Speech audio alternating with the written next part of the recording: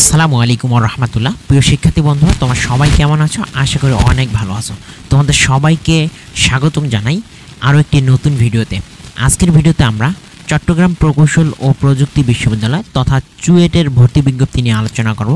তো ফার্স্টে আমরা 2023-24 শিক্ষাবর্ষের যে ডিপার্টমেন্ট এবং এই ডিপার্টমেন্টের কোড এবং কোন ডিপার্টমেন্টের জন্য কতটি আসন রয়েছে এই তথ্যগুলো জানব। তো এই ক্ষেত্রে প্রথমে যে ডিপার্টমেন্টটি রয়েছে সেটি হচ্ছে আর্কিটেকচার।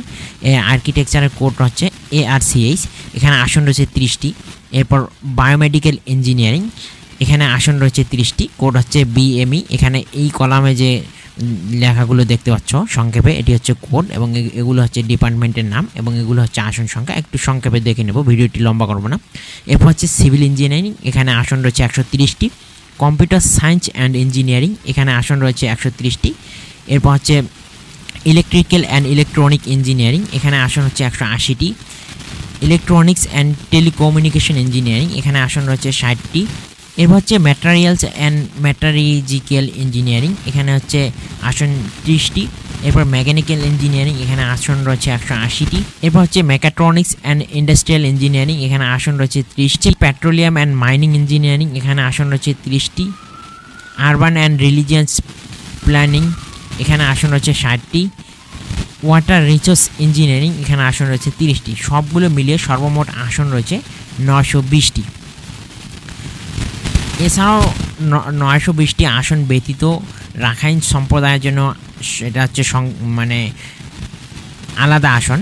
এখানে আসন রয়েছে একটি। পার্বত্য চট্টগ্রাম ও অন্যান্য জেলার ক্ষুদ্র নৃগোষ্ঠী যারা রয়েছে তাদের জন্য আসন রয়েছে 10টি এবং অতিরিক্ত 11টি আসন সংরক্ষিত আছে।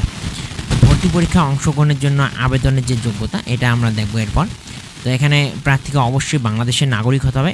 প্রার্থীকে বাংলাদেশের যে কোনো মাধ্যমিক অথবা উচ্চ মাধ্যমিক শিক্ষা বোর্ড, মাদ্রাসা শিক্ষা বোর্ড বা এর সমমানের কারিগরি শিক্ষা বোর্ড থেকে নির্দিষ্ট সন দেওয়া থাকবে। এখানে দেওয়া রয়েছে, দেখো এবছর সার্কুলারে প্রতি বছরে এভাবে দেওয়া থাকে। 2021 অথবা 2022 সালের মাধ্যমিক বা SSC যেটা বলো তোমরা, কমপক্ষে GPA 4 বা এর সমতুল্য গ্রেড থাকতে হবে। সমতুল্য বলতে যারা ইংলিশ মিডিয়ামের তাদের ক্ষেত্রে বলা হয়েছে সমতুল্য 4 এর সমতুল্য থাকতে হবে।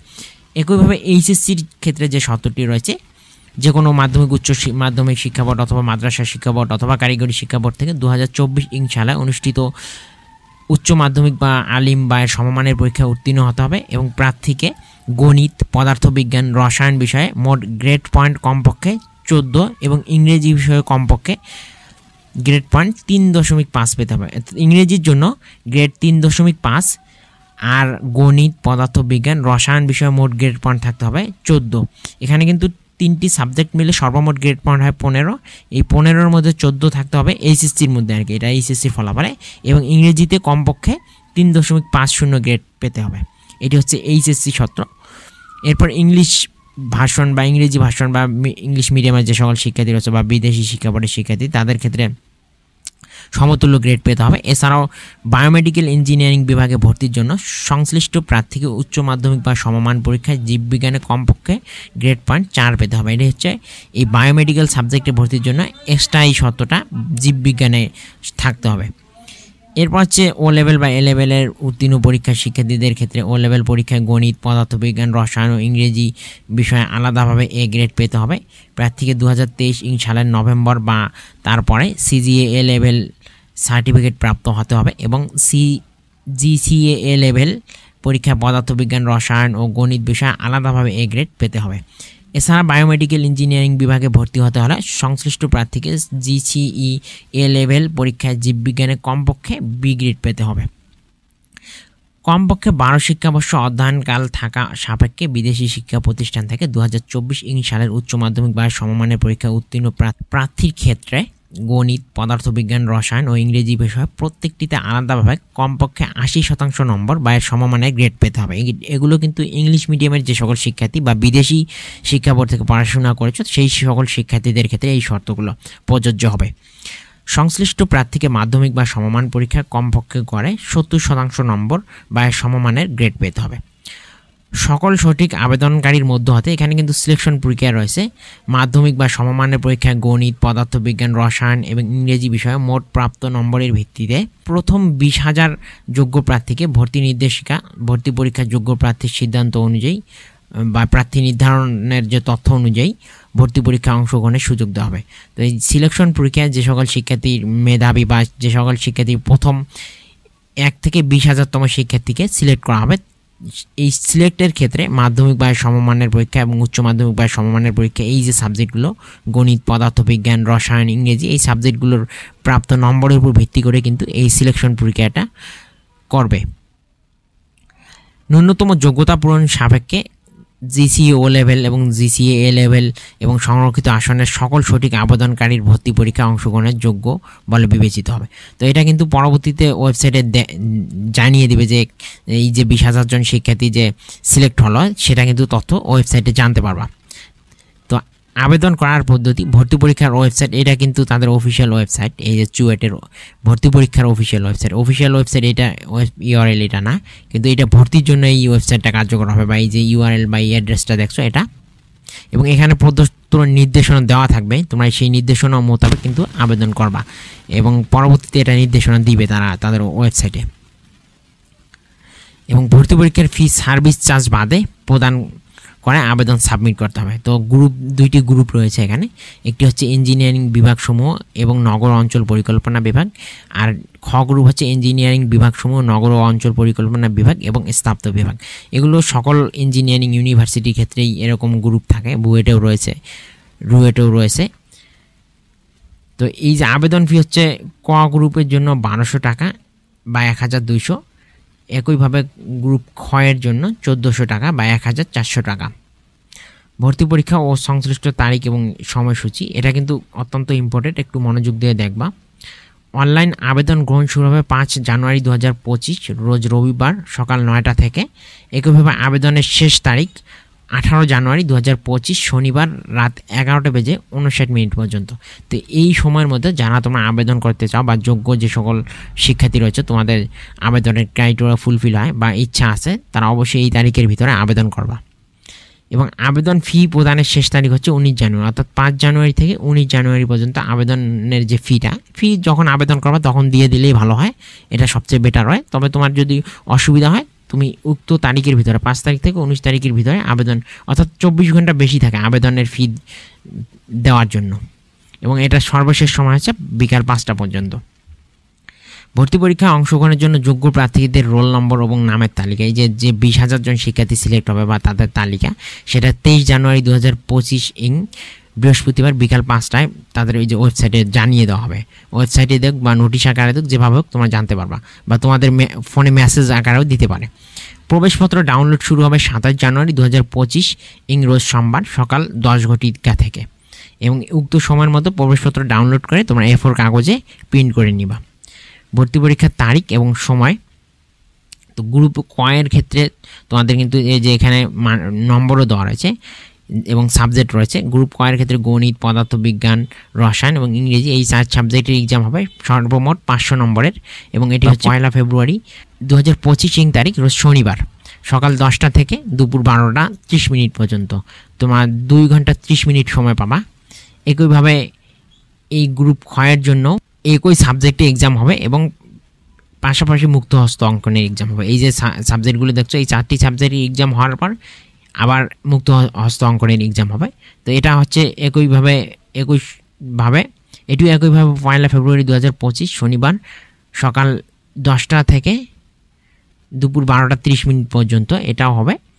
এবং এই যে মুক্তহস্ত অঙ্কন, এটা হওয়ার পর কিন্তু মুক্তহস্ত অঙ্কন হবে, এটা হচ্ছে খ গ্রুপের শিক্ষার্থীদের ক্ষেত্রে। আর যারা ক গ্রুপ রয়েছে তাদের শুধুমাত্র মুক্তহস্ত অঙ্কন বাদে এই যে 4টি সাবজেক্ট, এই 4টি সাবজেক্টের 500 নম্বরের এক্সাম হবে। আর এই খ গ্রুপের জন্য সর্বমোট 700 নম্বরের এক্সাম হবে, এই 4টি সাবজেক্টের জন্য 500 এবং এই মুক্তহস্ত অঙ্কনের জন্য 200 নম্বর।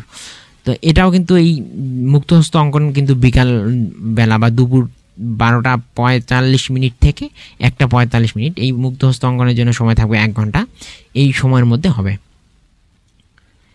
ভর্তি পরীক্ষা অংশগ্রহণকারী প্রার্থীদের মেধাস্থান অনুযায়ী মেধা তালিকা প্রকাশ, বিভাগ পছন্দ ক্রম নির্দেশনা, ভর্তির নিয়মাবলী বা ভর্তির তারিখ।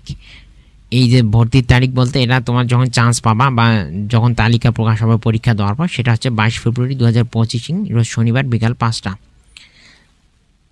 ভর্তির তারিখ, ওরিয়েন্টেশন ও ক্লাস শুরুর তারিখ এবং সময়, ভর্তি সংক্রান্ত অন্যান্য বিজ্ঞপ্তি, বিশ্ববিদ্যালয়ের নোটিশ বোর্ড, নিজস্ব ওয়েবসাইট ও ভর্তি পরীক্ষার ওয়েবসাইটে।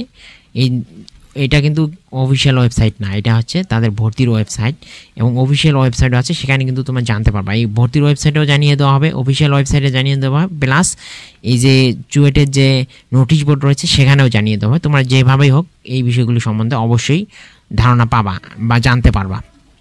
এর জন্য পত্রিকায় বিজ্ঞপ্তি বা ব্যক্তিগত চিঠি দেওয়া হবে না। তো অবশ্যই তোমরা খোঁজে নিবা, অনেক ক্ষেত্রে হয়তো পত্রিকায় দেয় না এবং বিজ্ঞপ্তি দেওয়া হবে না, এটা আগেই জানিয়ে দিয়েছে তোমাদের। আমার এই পিডিএফটাতে ঘোলা দেখা যাচ্ছে।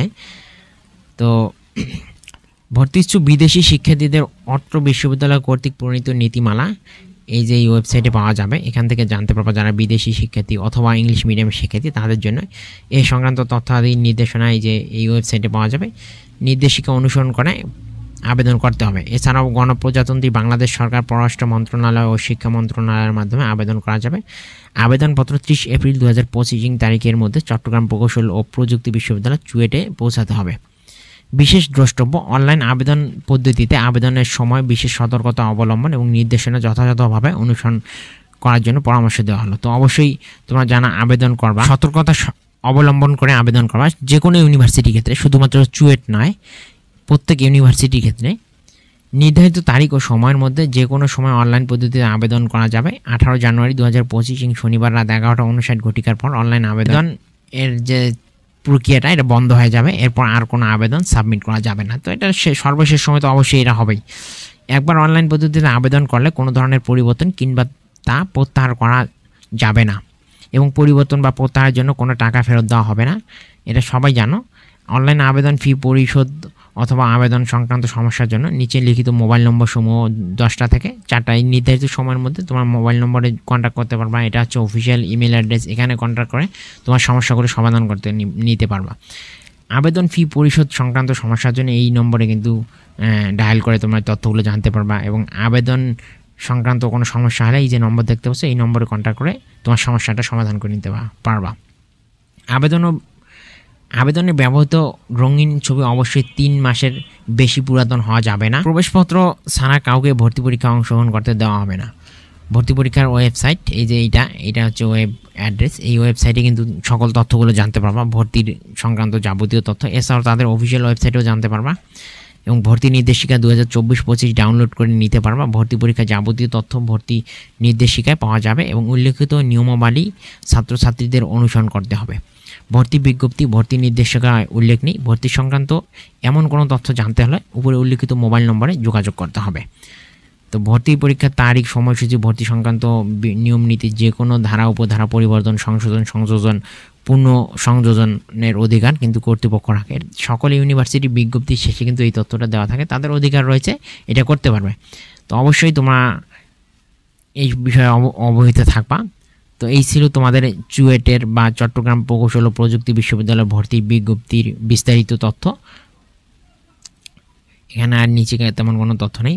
তোমাদের সকলের জন্য শুভকামনা রইল। তো আমার পিডিএফটি অনেকটা ঝাপসা দেখা যাচ্ছে, উজ্জ্বল নয়। পিকচার ডাউনলোড করে আমি পিডিএফটি ক্রিয়েট করেছি, সো এই কারণে হয়তো এরকম দেখা যাচ্ছে। তোমাদের সকলের জন্য শুভকামনা রইল। তোমরা সবাই সুস্থ থাকবা, ভালো থাকবা। আজকের ভিডিও এই পর্যন্তই। আল্লাহ হাফেজ।